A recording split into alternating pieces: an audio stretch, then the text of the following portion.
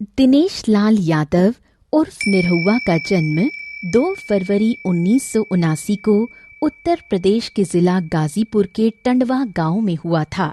निरहुआ का जीवन बहुत ही कठिनाइयों से भरा था। इनकी माता चंद्र ज्योति देवी हैं और पिता कुमार यादव हैं, जो कि एक किसान हैं।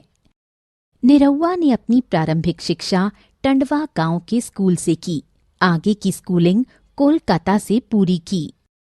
उन्होंने गाजीपुर के मलिकपुरा कॉलेज से बीकॉम पास की। दिनेश लाल यादव के पिता को किसानी में ज्यादा आमदनी नहीं हो रही थी, इसलिए अपने बेटों को लेकर कोलकाता चले गए।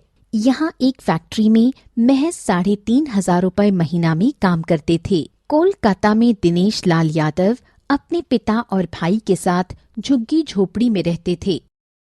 इधर उनकी माताजी और 3 बहनें गांव में ही रहते थे। इन्हीं 3,500 रुपए से 7 लोगों का परिवार चलता था। दिनेश लाल यादव अपने बड़े भाई विजय लाल यादव से बहुत प्रभावित थे। आपको बता दें कि विजय लाल यादव एक प्रख्यात बिरहा गायक हैं। दिनेश लाल यादव अपने बचपन में विजय लाल यादव का बिरहा घंटों सुना करते थे। आसपास के गांव में जब किसी के घर पर शादी होती या कोई फंक्शन होता तो दिनेश लाल यादव और उनके भाई को बिरहा या कुछ प्रोग्राम करने के लिए बुलाया जाता था, जिससे इन दोनों को थोड़े बहुत पैसे मिल जाया करते। शुरुआती समय में यही उनकी आय का स्रोत था। घर में गायकी का उचित माहौल और बड़े भाई प्रसिद्ध बिरहा गायक का साथ पाकर दिनेश लाल थोड़ा थोड़ा गाने लगे। शुरू में इनको अपने भाई के साथ जो बिरहा मिलता उसमें ये भी अपना योगदान देने लगे। ये अपने नए अंदाज में बिरहा गाते थे। इनका बिरहा गाने का अंदाज बाकी सभी से बिल्कुल अलग था। बिरहा गाने एक गांव से दूसरे गांव पैदल जाया करते थे। रात के समय प्रोग्राम होता था। अपनी प्रस्तुति देते और सुबह के समय जिन्होंने प्रोग्राम संचालित करवाया होता था वो उन्हें पैसे देने से इनकार कर देते, तो उन्हें अपने सर पर हारमोनियम और तबला लेकर पैदल ही अपने गांव वापस आना पड़ता था। ऐसे हादसे इनके साथ एक बार नहीं बहुत बार हुए। निरहुआ ने एक बार अपने पिताजी से कहा, पिताजी, मुझे नहीं लगता कि आगे मुझे इसमें सफलता मिलेगी। मुझे छोड़ देना चाहिए। मैं मजदूरी या किसानी कर लूंगा। तब पिताजी ने कहा, इसे छोड़ो मत, लगे रहो। जो तुम्हें छोड़कर जा रहे हैं, देखना एक टाइम ऐसा आएगा जब यही तुमसे मिलने के लिए तरसेंगे। सन 2001 में इनके पिताजी का देहांत हो गया और सारी जिम्मेदारी इनके ही ऊपर आ गई। इस टाइम तक ये स्टेज शो ही कर रहे थे। तब इन्होंने एल्बम बनाने का भी सोचा। इन्होंने फर्स्ट एल्बम सन 2001। ये एक ऐसा वक्त था कि लोग कैसेट पर ही गाने सुनते थे और उसी समय बाजार में सीडी का आना शुरू हुआ था। दिनेश यादव उर्फ निरहुआ के 2 एल्बम मार्केट में आए थे। पहला बुढ़वा में दम्बा और दूसरा मलाई खाए बुढ़वा। उस समय ये ज्यादा फेमस नहीं थे। मैं कैसेट वालों से अपना गाना बजाने के लिए कहते थे। यही नहीं, शादी संगीत या किसी कार्यक्रम में गाना बजाना होता तो वहाँ पर भी ये लोगों से अपना गाना बजाने की विनती करते थे। कभी कभी तो इन्हें अपना कैसेट प्ले कराने के लिए लोगों को पैसे भी देने पड़ते थे। 22 मार्च 2003 को एक एल्बम रिलीज किया जिसका नाम था निरहुआ सटल रहे। इस एल्बम ने दिनेश जी की जिंदगी को बदल कर रख दिया। इसके पीछे भी एक दिलचस्प कहानी है। इस एल्बम को जिस कंपनी के लिए दिनेश जी ने गाया था, उस कंपनी ने इसे लेने से मना कर दिया। दिनेश जी ने 20,000 रुपए इसमें लगाए थे। उन्हें डर था कि ये पैसा डूब जाएगा।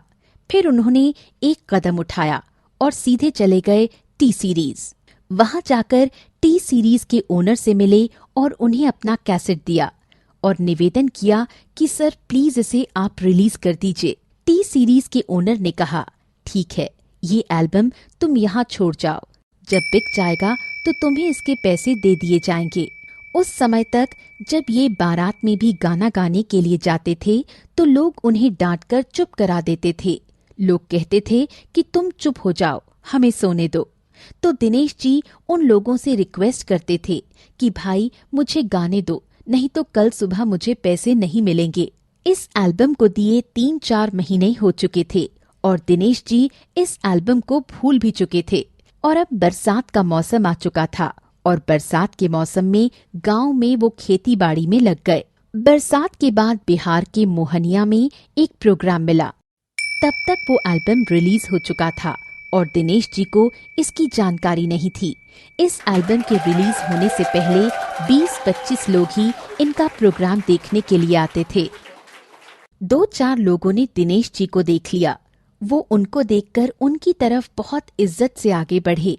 उन लोगों ने बताया कि यहीं पर आपका प्रोग्राम होने वाला है। दिनेश जी जब स्टेज पर पहुंचे, वहां पर जहां तक उनकी नजर जा रही थी, सिर्फ और सिर्फ लोगों के सिर नजर आ रहे थे। उस टाइम उन्हें बिरहा गाने के लिए बुलाया गया था। जैसे ही बिरहा गाना शुरू किया, भीड़ से लोगों की आवाज आनी शुरू हो गई। वो चिल्ला रहे थे, निरहुआ सटल रहे। ये गाना था 5 मिनट का और बिरहा पूरी रात का। जैसे ही 5 मिनट का गाना खत्म हुआ, उसके बाद बिरहा गाना उन्होंने शुरू किया। फिर से भीड़ से आवाज आई, निरहुआ ई नाही, निरहुआ सटल रहे। और उस पूरी रात दिनेश जी ने सिर्फ एक ही गाना गाया, निरहुआ सटल रहे। इसके बाद से लोग दिनेश जी को निरहुआ के नाम से पुकारने लगे। इस एल्बम को लोगों का बहुत प्यार मिला और लोगों ने इन्हें सुपरस्टार बना दिया। गाना गाते गाते फिल्मों से ऑफर आ गया। ये फिल्म थी चलत मुसाफिर। सन 2008 में भोजपुरी फिल्म निरहुआ रिक्शा वाला आई थी। ये फिल्म सुपर डुपर हिट हुई थी। इस फिल्म के बाद इन्होंने कभी भी पीछे मुड़कर नहीं देखा। दिनेश लाल यादव के नाम पर एक साल में 5 हिट फिल्में देने का रिकॉर्ड है। वर्तमान समय में निरहुआ भोजपुरी सिनेमा में सबसे ज्यादा भुगतान लेने वाले अभिनेता हैं। 2012 में दिनेश जी को बिग बॉस सीजन 6 के लिए चुना गया था, लेकिन 9 सप्ताह के बाद ही वो वहां से निकल गए थे।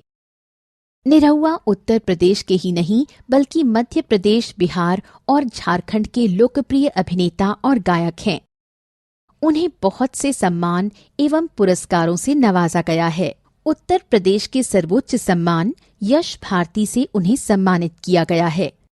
27 मार्च को उत्तर प्रदेश के मुख्यमंत्री योगी आदित्यनाथ की प्रेजेंस में भारतीय जनता पार्टी में इन्होंने एंट्री ली। 2022 के लोकसभा उपचुनाव में आजमगढ़ में अपना झंडा लहराया।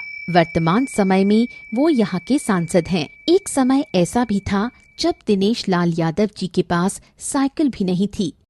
तो दोस्तों, आपको दिनेश लाल यादव के फर्श से अर्श तक का सफर कैसा लगा? हमें कमेंट करके जरूर बताएं।